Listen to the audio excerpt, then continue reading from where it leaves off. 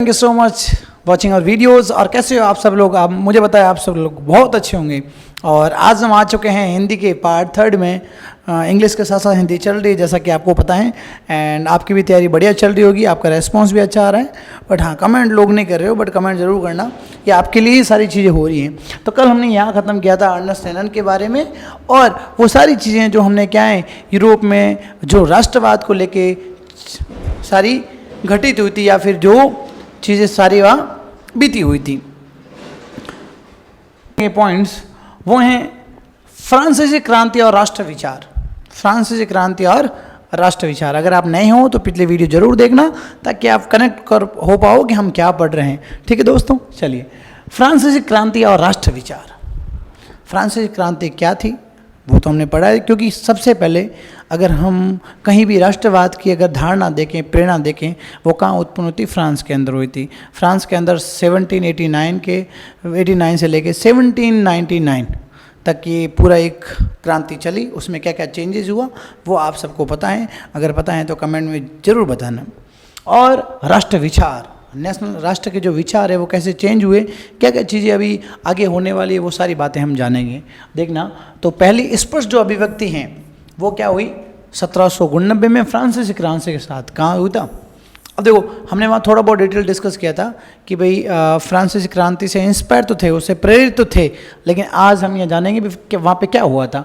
तो 1789 में फ्रांस में क्रांति हुई थी, यूरोप में पहली क्रांति हुई थी 1789।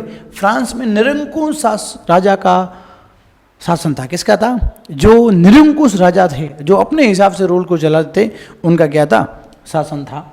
क्रांति से राजनीतिक और संवैधानिक बदलाव। देखिए, इस क्रांति से क्या होंगे? फ्रांस की व्यवस्था के अंदर, फ्रांस के राजनीतिक व्यवस्था के अंदर क्या है, बहुत बदलाव आएंगे। कौन कौन सा आएंगे? एक तो राजनीतिक बदलाव आएंगे और एक संवैधानिक बदलाव आएंगे। संप्रभुता, संप्रभुता का मतलब होता है एक ऐसा देश जो अपने निर्णय स्वयं ले सके, उसके ऊपर कोई बाहरी हस्तक्षेप ना हो। राजतंत्र से नागरिक के हाथ में। अब क्या है, ये तंत्र कहाँ जा रहा है? ये कहाँ है? मोनार्की से सीधा किसके हाथ में जा रहा है? सिटीजन्स के हाथ में। और सिटीजन जिस रूल को इम्प्लीमेंट करेंगे, लागू करेंगे, वही क्या है दोस्तों? आपका राजतंत्र है, राष्ट्र राज है। अब देखना, लोगों द्वारा स्पष्ट गठन नियत तय करेंगे। थोड़ी गर्मी है बट आपके लिए मेहनत कंटिन्यू रहेगी। तो क्या है, अब लोगों ने ठान लिया कि हम क्या करेंगे, अब राष्ट्रवाद को बना के रखेंगे, एक राष्ट्र राज बना के रहेंगे। आपको ये सारी बातें समझ में आई होगी, आपको दिख रहा है। और अगर आपको अच्छा लगे देन आप इसे हाइप भी कर सकते हो, आप इसे क्या है कमेंट कर सकते हो, फॉरवर्ड कर सकते हो, जो सारी बातें। अब देखना, लोगों द्वारा सामूहिक पहचान के लिए उठाए गए कदम। जो फ्रांस की क्रांति हुई थी, उस क्रांति में ऐसे कौन कौन से कदम थे, लोग इंस्पायर हो गए। अब भाई यहाँ आप क्यों आओगे? ताकि आपको पता है कि 10-15 मिनट पढ़ना है, अच्छे से समझना है, और वो कभी नहीं भूल पाओगे, क्योंकि अच्छे तरीके से समझाया जा रहा है, कोशिश की जा रही है। अब देखो, वहाँ के जो क्रांतिकारी थे, जो उसका लीडरशिप कर रहे थे, वो कौन कौन थे, क्या उनके इरादे थे, क्या ऐसी नीतियाँ थी कि लोग उनसे क्या है प्रेरित हुए। समझना, उनके लिए क्या है कि उन्होंने एक तो पितृभूमि यानी ला पैट्री और नागरिक ले सिटियों, ये नए विचार लाए। इससे लोगों ने अट्रैक्ट हुआ, भैया सही है, पाप जो पिता की राजतंत्र में क्या है, संपत्ति पे कोई अधिकार नहीं था, लेकिन ये बोल रहे हैं कि हम आपको संपत्ति का अधिकार देंगे, आप अपने पुश्तैनी जमीन अपने पास रख सकते हो, और आपको नागरिक की तरह ट्रीट किया जाएगा। अब नागरिक क्या है, उसके अधिकार क्या है, वो आगे समझेंगे। ठीक है, अब देखो उन्होंने क्या किया, नया झंडा तिरंगा चुना, जो क्या है राष्ट्रध्वज की जगह लेगा। मैंने आपको पिछले फोटो में बताया था, अभी वापस नहीं बताऊंगा कि फ्रांस का झंडा कैसा था। वो किसकी जगह लेगा? वो झंडा लेगा किसकी जगह? बताओ फटाफट। जो वहाँ का राजध्वज है, वहाँ का क्या है, वहाँ के शासक का जो राजध्वज है, उसकी जगह लेगा। मैं आपको एग्जांपल बताऊँ, बहुत छोटी सी, आपने बाहुबली मूवी देखी होगी, उसमें जो युद्ध होता है, पहला युद्ध, अब उस विलन का नाम नहीं जानता हूँ, जैसे ही वो युद्ध जीतने जाता है तो सबसे पहले अपने झंडे को आगे लेता है। तो जैसे ही वो क्या है महिष्मती साम्राज्य के झंडे को ऊपर लेता है और नीचे गिरता है, ये एक रिप्लेसमेंट हुआ कि नहीं हुआ? अरे हाँ या ना? वैसे ही सेम रिप्लेसमेंट क्या होगा, यहाँ पे जो क्रांतिकारी लोग हैं वो क्या करेंगे, इस रिप्लेसमेंट को देखेंगे। एक अपने अंदर शानदार मूवी, एक क्रांति पुरानी मूवी है, उसमें भी इन चीज़ों को देखा जा सकता है। फिर क्या है, स्टेट जनरल थी। स्टेट जनरल का मतलब वहाँ के जितने भी जो जागरूक व्यक्ति हैं, शिक्षित व्यक्ति हैं, वो एक सभा बनाएंगे और उसमें सारे लोग होंगे जो राष्ट्रवाद की बात करेंगे। उसके आगे जाकर नाम क्या रखा गया? National assembly. क्या रखा गया दोस्तों? National assembly. और इसका इनके मुख्य देखो इनमें और कौन कौन चीज़ें थी देखो। एक तो केंद्रीय प्रशासन लागू करना, यानी पूरा जो एडमिनिस्ट्रेटिव है ब्यूरोक्रेट सिस्टम है वो क्या है सेंट्रलाइज हो, सारी चीज़ें क्या है प्रॉपर्ली डिवाइड हो, सभी को बराबर रूल्स हो, सभी के ऊपर कोई प्रिविलेज ना हो, वो सारी बातें। फिर क्या है समान कानून बनाए, क्या है किसी को विशेष अधिकार ना हो, सभी के लिए बराबर कानून होने चाहिए। उसके बाद क्या है आंतरिक आयात निर्यात शुल्क समाप्त करना, जो ये कस्टम ड्यूटी थी हर अलग अलग प्रोविजंस के अंदर, उन सारी चीज़ों को ख़त्म करना। और इससे क्या होगा एक यूनिफॉर्म लॉ आएगा, एक समान कानून आएगा, जिससे क्या है जो क्या बोलते हैं कीमत बढ़ती है किसी वस्तु की वो क्या हो जाएगी कम हो जाएगी। भार तथा नापन की एक व्यवस्था हो। अब उस समय कोई राजतंत्र था नहीं, प्रत्येक राज्य अलग अलग था, वो अपने मनमानी तरीके से क्या है अपने नियमित जो शुल्क है वो तय करते थे। इससे जो वहाँ के व्यापारी थे उनको काफ़ी नुकसान होता था। तो इस आंदोलन के अंदर क्या है लोगों से जोड़ने का, औद्योगिक लोग भी जुड़े। क्यों जुड़े? क्योंकि उनका मानना था कि हाँ चीज़ें क्या है अगर व्यवस्थित होगी तो व्यापार भी क्या होगा दोस्तों बढ़ेगा। बढ़ेगा नहीं बढ़ेगा जरूर बताना कमेंट में। आगे देखते हैं, सॉरी माफ़ कीजिएगा यहाँ तो भूल ही गए। अब देखो और क्या क्या क्षत्रिय भाषा को तो शायद क्या है जो वहाँ की लोकल डायलेक्ट्स हैं, वहाँ की भाषा है, उनको क्या बोला अभी आपको वेलकम है, आप अपनी भाषा को चुन सकते हो। लेकिन ऐसी कौन सी भाषा जो अधिकतर बोली जाती हैं, तो ऐसा माना जाता है पेरिस में पेरिस में जो फ्रेंच लैंग्वेज है उसको क्या है बोला जाता लिखा जाता था। और वही क्या है इन सभी की क्या है एक यूनाइट लैंग्वेज बनी, एक साझा भाषा बनी। कौन सी? फ्रेंच लैंग्वेज, सॉरी यहाँ लिख देना फ्रेंच लैंग्वेज, फ्रेंच भाषा जो है वो क्या है बोली जाने लगी और उसको क्या है मुख्य अवधारणा के रूप में लाया गया था। इसमें कोई डाउट आपको फटाफट स्क्रीनशॉट ले लो जल्दी से, 1 2 3 4 स्क्रीनशॉट ले लो ताकि आपको चीज़ें काम आएगी। आगे देखिए, अब देखिए क्रांतिकारी का लक्ष्य, इनका मेन मोटिव क्या था यार। हम यहाँ पढ़ रहे हैं, अपना क्या मोटिव है यहाँ, क्या कहीं भी आते हैं ना मोटिव होता है कि नहीं होता है, और वो मोटिव का मतलब आपका क्या रीज़न है, क्या गोल्स है। तो इन्होंने क्यों क्रांति की, आराम से घर पे लेटे सोते रहते थे, क्यों पढ़ते थे, या फिर क्यों जैसे आप पढ़ रहे हो वैसे जो लोग नहीं पढ़ रहे हो मज़े ही कर रहे हैं।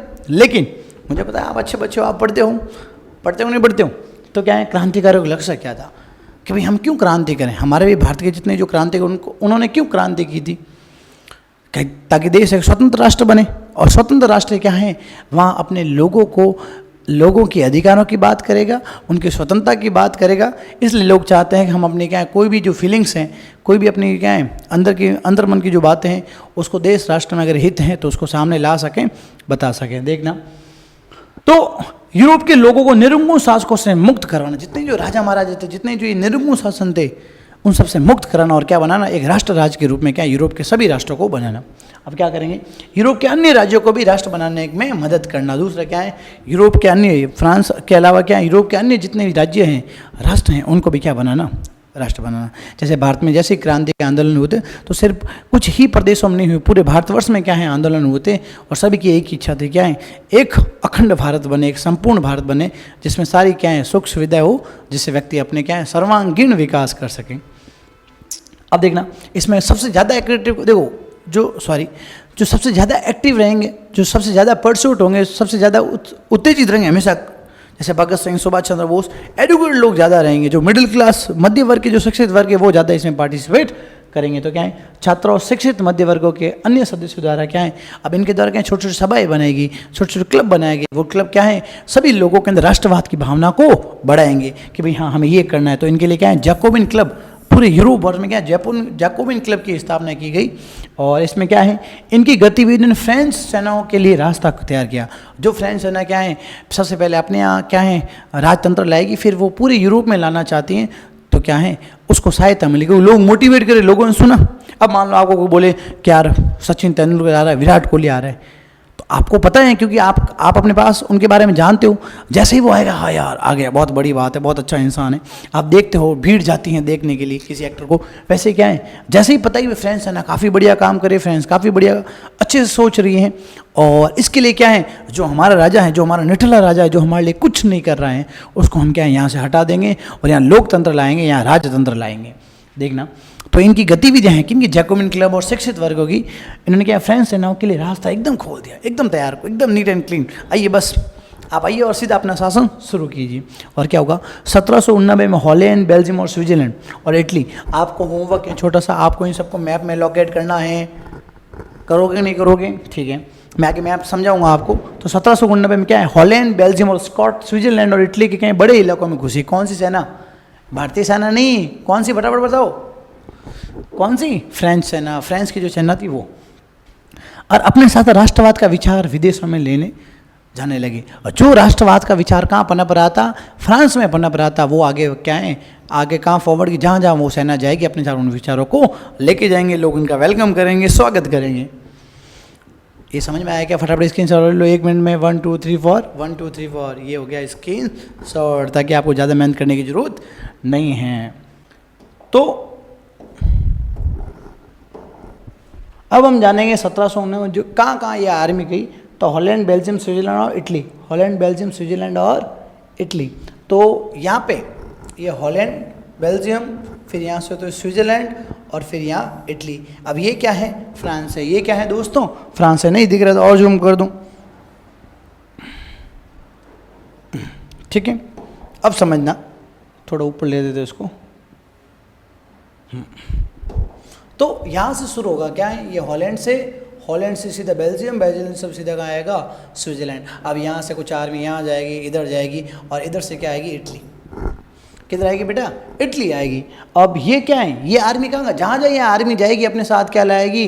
अपने साथ राष्ट्रवादी जो विचारधारा हैं वो लेके आएगी, जो कहाँ है? फ्रांस में उन्होंने क्या है, जो परिवर्तन लाए थे, और उनसे प्रेरित हो गए लोग क्या हैं, इस चीज़ को अडॉप्ट करेंगे, इस चीज़ को क्या है, समाहित करेंगे अपने विचारों के अंदर और एकजुट होंगे। अब देखना, देखो अधिकृत क्षेत्र, नेपोलियन क्षेत्र में फ्रांस वाले परिवर्तन किया। अब देखो जहाँ जहाँ ये जाएंगे वहाँ कौन कौन से परिवर्तन करेंगे? जो परिवर्तन क्या है फ्रांस में किए गए वो परिवर्तन यहाँ करेंगे। क्या करेंगे? फ्रांस में राजतंत्र लाकर नेपोलियन ने प्रजातंत्र को नष्ट कर दिया। अब नेपोलियन ने क्या किया, एकदम से उसने बोला कि भाई नहीं, डेमोक्रेसी नहीं करेंगे, हम क्या है राजतंत्र रखेंगे, मैं राजा बनूंगा, लेकिन सारे जो विचार है वो क्या होंगे? राष्ट्रवादी होंगे, सिद्धांत है वो क्या होंगे? राष्ट्रवादी होंगे। अब देखो तो क्या है, क्यों? मगर क्योंकि प्रशासनिक क्षेत्रों में उसने क्रांतिकारी सिद्धांतों का समावेश किया। क्या किया? प्रशासनिक व्यवस्था में क्या है, सभी क्रांतिकारी कि भाई जो आपकी डिमांड थी वो फुल कर रहा हूँ। अब मैं भले राजा हूँ, चाहे भाई प्रधानमंत्री हूँ, उससे आपको कोई फर्क नहीं पड़ना चाहिए, हाँ या ना। उसके बाद क्या परिणाम क्या हुआ?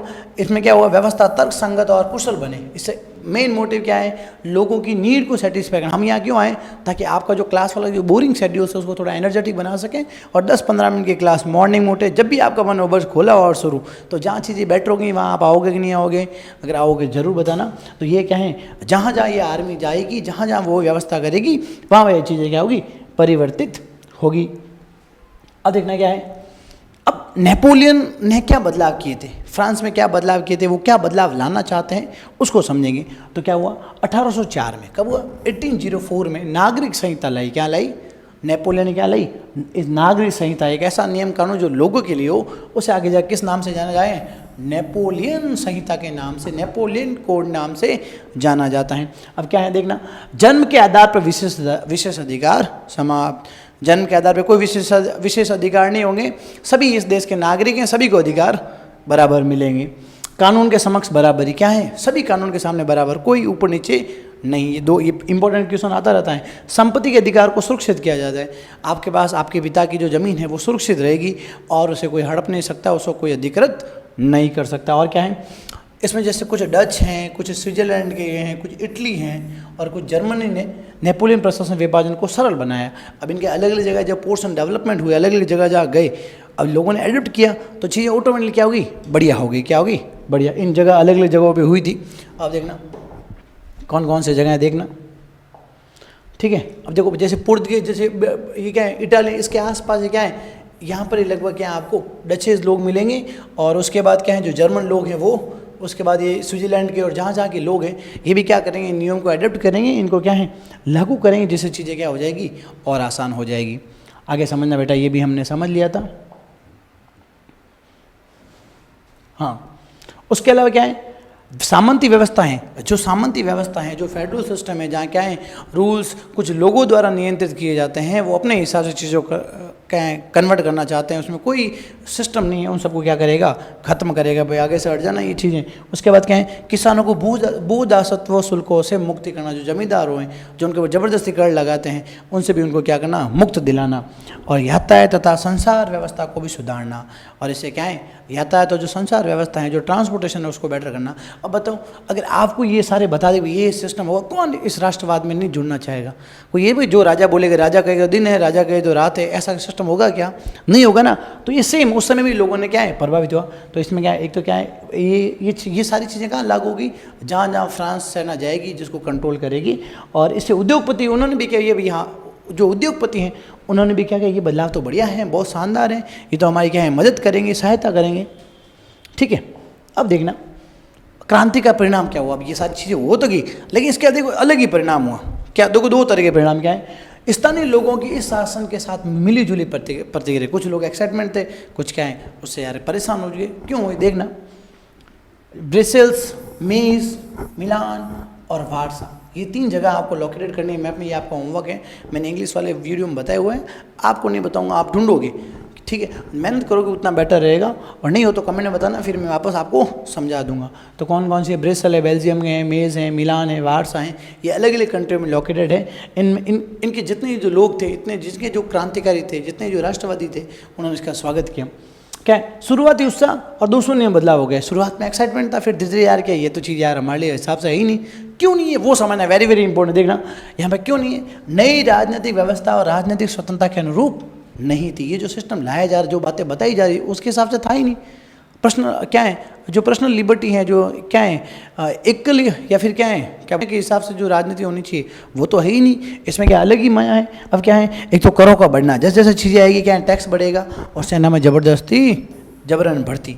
ये तीनों क्या है, लोगों का एक्साइटमेंट जो था वो क्या है, बहुत ही समय में क्या है हताशा में बदल गया, या फिर क्या है दुश्मनी में बदल गया। आई होप आपको ये चीज़ अच्छी लगी होगी। Thank you so much watching our videos, और अपने फ्रेंड के साथ ज़रूर शेयर करना।